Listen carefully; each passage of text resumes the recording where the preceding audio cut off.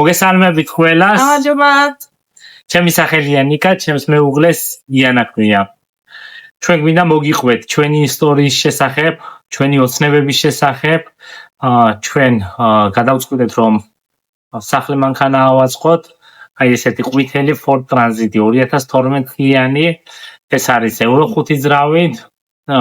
ჩვენ ვაპირებდით თავიდან რომ გვეყიდა მზადი სახლი მანქანა გვყავდა ნანახი 2002 წლიანი Ford Transit ეს იყო აწყობილი სახლი მანქანა, მაგრამ რადგან კანონი შეიცვალა, კანონის გამო არ შეგვეძლო რომ საქართველოში შემოგვეყვანა ეს ავტომობილი. ამიტომ დავიწყეთ სხვადასხვა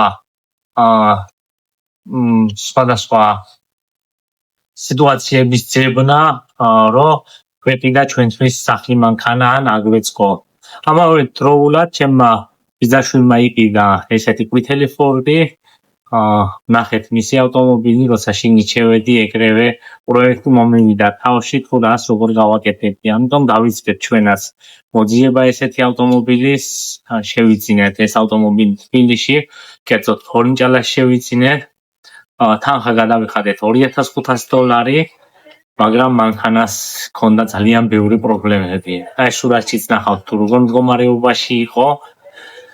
მაგრამ მაინც ვიყიდეთ, რადგან თვითონ ავტომობილის კუზა ჰქონდა ძალიან მაგარი, არანაირი ჟანგი, არანაირი კოროზია არ ჰქონდა. ამიტომ გადავწყვიტეთ რომ ეს ავტომობილი გვეყიდა. ეს ვიყიდეთ, წამოვიყვანეთ ევაკუატორით, ჩამოვიყვანეთ ხობულეთში. ამავდროულად მეორე დღესვე დავიწყეთ ამ ავტომობილის დაშლა, სტიკერების აძრობა, გარეცხვა. თუ სადმე რაღაცა გასასწორებელი იყო, კრილო, კარები ესენი გავასწორეთ. ამავდროულად გავამზადეთ ავტომობილი, რომ მალე არესთვის მიგვეყვანა.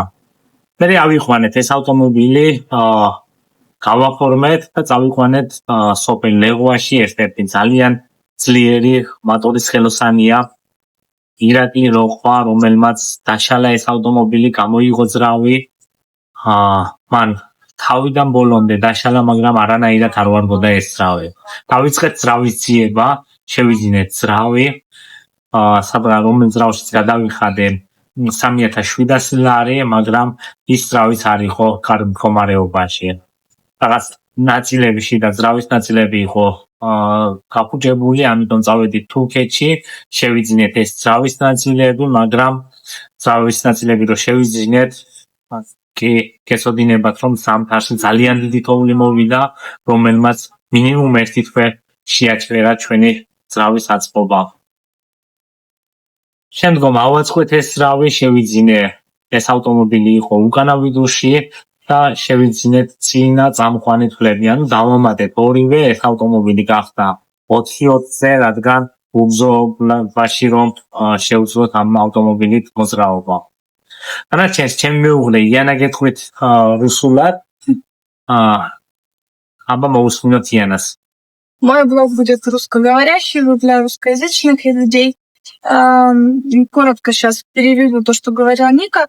Это была мечта. И, в принципе, мечта, мне кажется, всех людей иметь дом на колесах, но покупать дом на колесах новую машину, специально предназначенную для этого, дорого, потому что если брать до 2013 года в Грузии нельзя было законом. Поэтому вот мой муж увидел такую машину своего двоюродного брата и решил тоже приобрести. Он ее посмотрел и понял, что это хорошая идея для того, чтобы сделать дом на колесах и внутри все оборудовать. Лучший вариант был взять с нуля, чтобы можно было все сделать. Мы посмотрели и нашли, вот муж нашел в Тбилиси эту машину.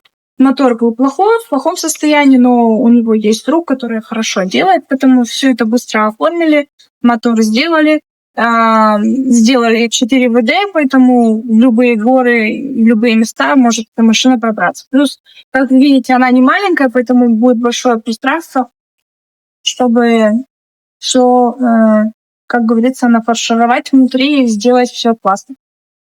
Вот, поэтому следующие видео будут о том, как мы будем это все делать, как мы будем все это оформлять. Мы надеемся, что это будет полезно для тех, кто тоже хочет сделать дом на колесах своими руками. Это наш первый проект. Мы женаты 1,5 года, и вот первый проект наш совместный. ჩემმა მეუღლემ გესაუბრა თუ სულად ჩვენი მიზანი იყო ამ ავტომობილის გადაკეთება 24-ზე, იმიტომ რომ ისეთ ადგილებზე მივსულიყავით, სადაც ფული იყო უკანაწამყვანი ფულებით, ამიტომ ჩვენი ავტომობილი გახდა 4-ვე წამყვანი ფულებით. ამავდროულად ჩვენ დავამატეთ ქალი საბურავები ვიყიდეთ 6-ვე, ახალი საბურავი არის პლუს ამას კიდევ სხვადასხვა სამუშაოები ჩაუტარდა ავტომობილს, სავალი ფულები, გაიღება სხვადასხვა დეტალები შეიღება. პლუს ამას ჩვენი მიზანი ის არის, რომ ჩვენ გაგიზიაროთ თუ რა სირთულეს შევხვდებით სახლ მანქანის აწყობაში. ყველას მიზანია ეს, რომ ყავდეს საკუთარი სახლი ბორბლებზე. ჩვენი მიზანიც არის, რომ გაგიზიაროთ ჩვენი სირთულეები, რა სირთულეს შევხვდებით, ძალიან ბევრ სირთულეს შევხვდით. ამ მდგომარეობამდე რომ მოვსულიყავით, სად შევიძინეთ, რა ფასში გადავიხადეთ. ამას ყველაფერს დეტალურად გაგიზიარებთ, სად როგორ ვიყიდეთ, რა ფასში ვიყიდეთ, რა დაგვიჟდა. ამავდროულად ავტომობილი ამ ეტაპზე ავტომობილი ზის სადღაც $7,000 ფარგლებში. დანარჩენი უკვე რა სისტემას დავაყენებთ, რა ფასს გადავიხდით, ამას დეტალურად მოგასწრებთ ინფორმაციას. ჩვენი მიზანია, რომ მაქსიმუმ 10 ოქტომბერს ჩვენი სახლი ბორბლებზე დამთავრებული გქონდეს და 11 ოქტომბერს ჩვენ ვაპირებთ სამოგზაუროდ წასვლას. მიზანი არის, რომ წავიდეთ თურქეთში, ტერიტორიულად ალანიაში სურს რომ წავიდეთ. Деталურ ინფორმაციას შემდგომში მოგაწოდებთ ინფორმაციას. В общем, если перевести, то мы будем детально все рассказывать по поводу того, где и что купили для дома на колесах. Это были разные сайты. Пришло все достаточно быстро. Хороший совет — это покупать все поочередно, понемногу, чтобы это не было накладно. Поэтому нужно откладывать деньги. Закупил, отложил, закупил, и тогда будет легче. Будем все рассказывать, какая цена, где купили, чтобы вам тоже была возможность потом приобрести, и если хотите сделать такой проект, вам будет легче. Едем мы, планируем поехать 11 октября в Турцию. Направление у нас в Аланию, там посмотрим еще какие мы направления. И хорошо, что у нас будет как раз-таки, уже, как сказали, 4 ВД, нам уже не страшно дорога. Поэтому, если будут еще какие-то наши поездки, мы бы хотели, конечно, в Европу, но вот ждем, чтобы у меня было гражданство или виза, чтобы мы могли поехать. Поэтому с домом на колесах можно хоть куда, и это будет жизнь на колесах. Это такое путешествие, которое приносит радость. Мы хотим вот испытать такие чувства.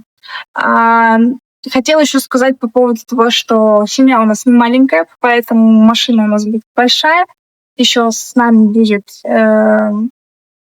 дочь мужа, и мы будем вместе периодически путешествовать. Хотели тоже ее вам показать. Вики, моди! Вот наш ребятенок. Мы хотим тоже с ним вместе. Возможно, будет то есть отдельная кровать, и отдельная кровать будет для ребенка, да, чтобы можно было путешествовать уже вместе. Так что до следующих влогов. Пока-пока!